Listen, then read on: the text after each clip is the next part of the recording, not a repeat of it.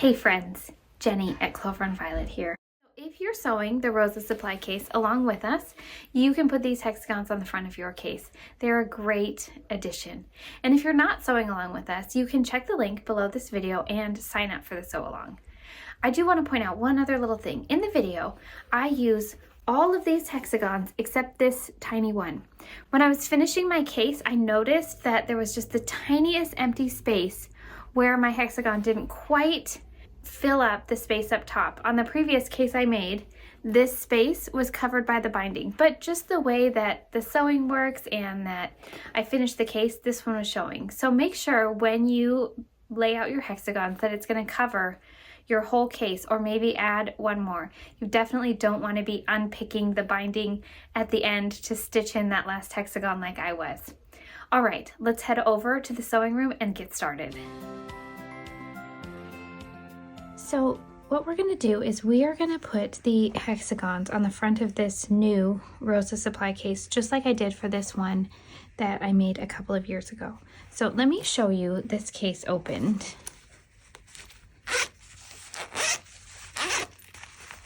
So when you look at the outside of this case, you can see that I made the case using the same fabric directions as the pattern, except that I used one lighter print here to go under the hexagons.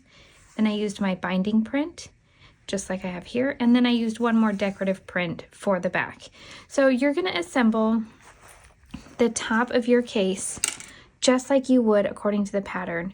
But I used 3 different fabrics. Now, what you use doesn't matter so much. I just wanted to show you what I'm using. So I've got this busier print on the back so that you can see more of it and get all of these moths, and then something lighter for the spine on the side, and then something really more muted on this side of the case. And then I've made 15 hexagons and laid them out with the edge of the side hexagons overlapping this seam. So you can see how they overlap, and they're all about 1/8 inch apart. If I show you this tiny ruler, you can see that the hexagons are like between 1/8 and 1/4 inch apart. They look like they're 1/8 inch apart on this case right here because when you quilt through the foam, it shrinks your case a little bit. So your case is going to look a little bigger than this one looks to begin with. But once we quilt it, it will have shrunk up. I've made this case a little taller than the one in the pattern, just to allow for shrinkage since I'm going to quilt it so many directions. So you can see that I've quilted this into hexagons on the case itself, and then I just carried that pattern over to the back. After you've made your hexagons, I sewed mine and then pulled all the papers out, and I also pressed them really well. I pressed them by starching them with a starch alternative while the papers were in, pressing them flat, and then using my quilter's clapper right here on the hexagons while they cooled. And so that got them nice and flat. Then I removed all of the papers, and now I'm gonna glue them onto my prepared case top. So I've already got my backing cut. My foam is larger than the front, and the backing is larger than the foam.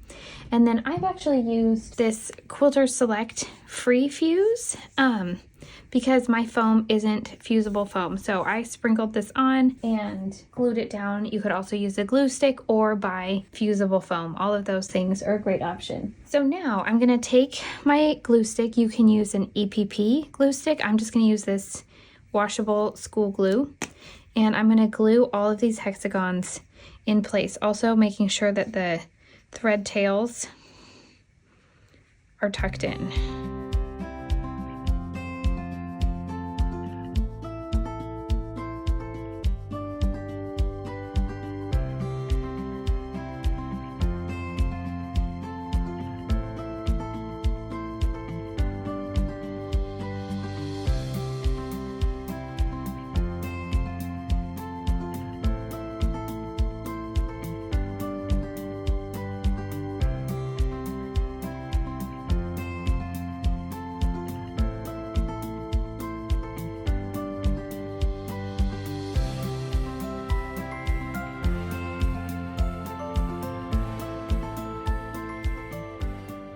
Okay, so now our hexagons are glued in place.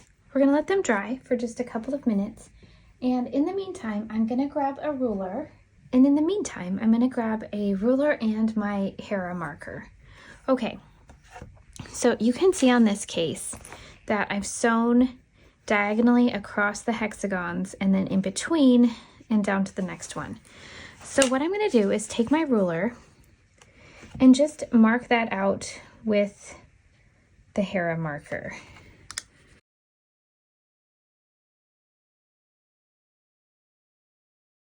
And you can see that kind of like subtle line. And I'm just gonna mark each group of hexagons in the same direction.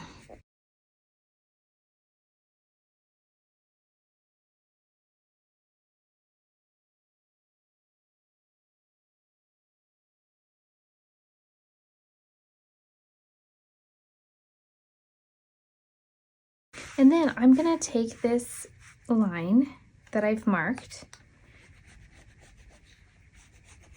and I'm gonna extend it across the top, the unhexagon portion of my pattern or of my case. So this is gonna help me to sew all of my lines in a nice, neat row.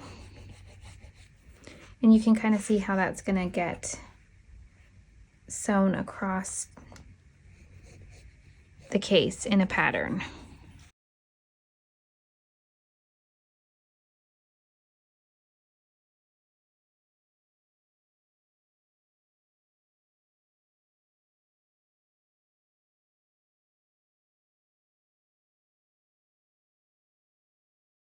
All right, and then we're just going to turn this case over and I'm gonna measure between the lines, which is about an inch because these are 1-inch hexagons, and so it's about an inch between all of the lines. So I'm just gonna lay my ruler on that inch mark and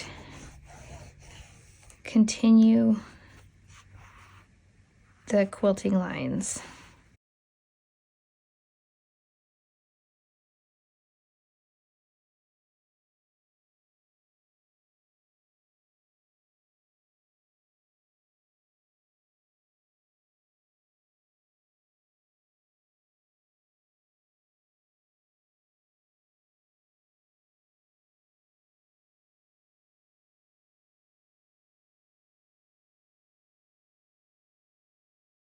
And I'm just going to continue this across the entire panel until I've marked all of the lines in this one direction.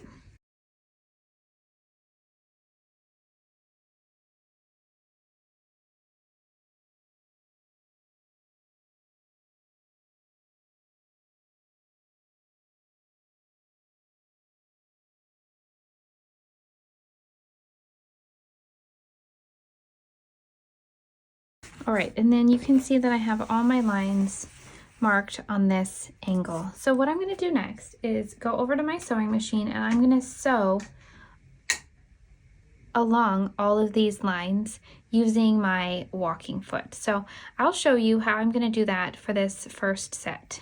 So here we are at our sewing machine and we have our walking foot on our machine. Now I will say my walking foot always sticks a little bit to the foam. So when I am sewing the very edge at the foam, if you feel some sort of like pulling, that's pretty normal. But then once you get onto the fabric, it glides along. You can see my marks from my Hera ruler, and then I'm just gonna start quilting lines.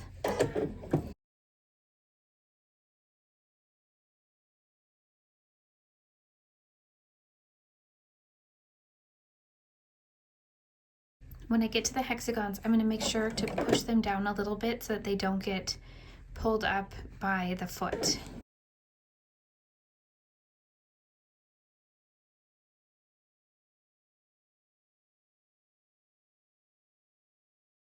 And then when I'm quilting projects like this, I prefer to just go the same direction the entire time because that makes it easier for me to see that I've got everything in a line.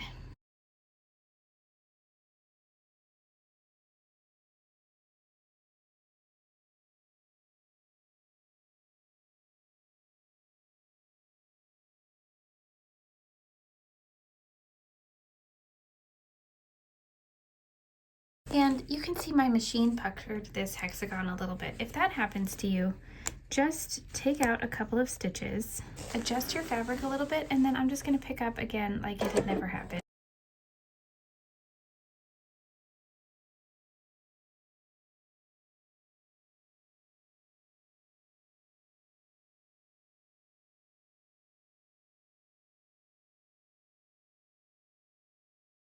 And you're good to go. This may seem kind of like a lazy fix for this mistake, but once your organizer is all quilted, you won't really notice those few stitch swapping. So that's why I like to just fix it nice and easy.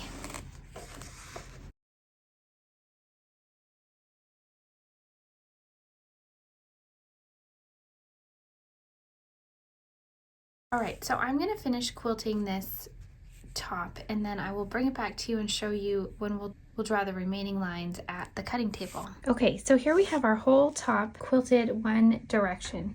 So now we're just going to take our hair marker, and I got a bigger ruler this time, and we're just going to mark our hexagons going in the remaining hexagonal directions. So I like to start where there's a larger row of hexagons, since this is kind of a limited number, just so that my line is nice and even. And then I'm just going to mark the whole thing.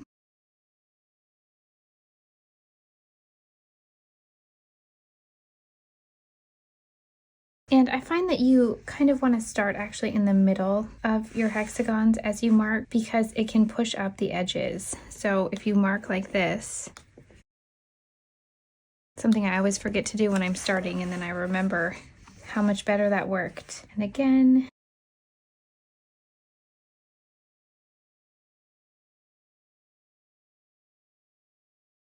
And so I'm just going to go through and continue marking like this all the way across my cover, and then I'm just going to turn it and mark it again this direction, so that all of my hexagons now have a seam crossing them in all directions. You notice I never sewed around my hexagons, because once these corners are all sewn down, it will keep the raw edges of your fabric tucked in just fine.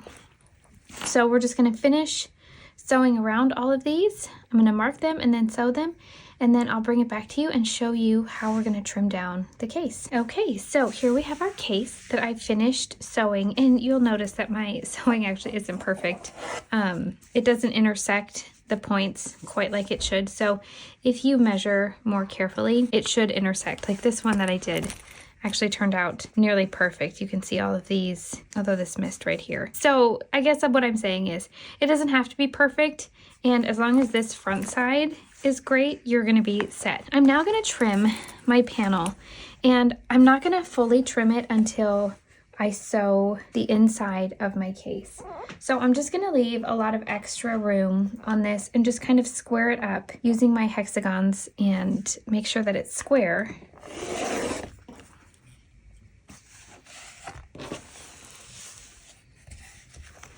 And then this seam line here. And then I know my fabric was a little crooked even when I sewed it, because I just cut the pieces off of 1/4 yard cuts. So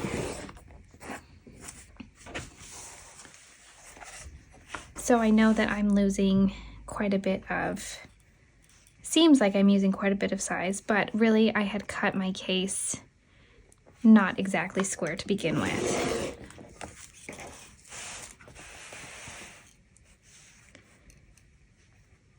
And then you'll also notice that I'm cutting off a portion of the hexagons. This case also has the hexagons going into the binding, and so that's going to happen again with this case. I'm just going to wait to trim it down anymore until I've made the inside pockets. But you can see I'm going to take a bit more off the size of this once I've finished the inside. And that is intentional. A lot of people always ask me about the cover of the Rosa because it's so much bigger than the inside pockets, but that just is really to allow you a lot of space to trim, because these pockets are limited in size. And so when you're making them, if your outside shrunk, you would lose even more of this, and then it's not going to fit something like a passport in this pocket if it gets too much narrower. And so I decided that for this case, it would be better just to have a wider front and lose a little off of the edge. But you'll see that's why I didn't bring my hexagons all the way to the edge and instead focused on overlapping them on this line so that I would know they would make it to the edge but not overlap too much. And then when I make my case, I may even trim off more of this edge. If you look at the size difference here, I might center mine more like this. You can see I did that for this case too. More with this edge and then do more of my trimming off of this back side so that I don't trim into the hexagons too much. And so that's just really a personal preference thing for you. I just wanted you to understand that's why the case is larger right now than it's going to be with the pockets. We are going to trim it down to the pockets when we make them instead of leaving it larger. I hope you enjoyed making these hexagons with me. It's a lot easier than it seems, and it just gives a really fun detail to your pattern. All right, I hope that that video helped you sew the hexagons for your Rosa Supply case. Again, if you are not sewing along with us, just click the link in the bottom under this video and join the sew along sign up with us. And I hope that you'll like and subscribe to this page so that you can see the other great tutorials and projects that I'm working on. Have a great day and happy sewing.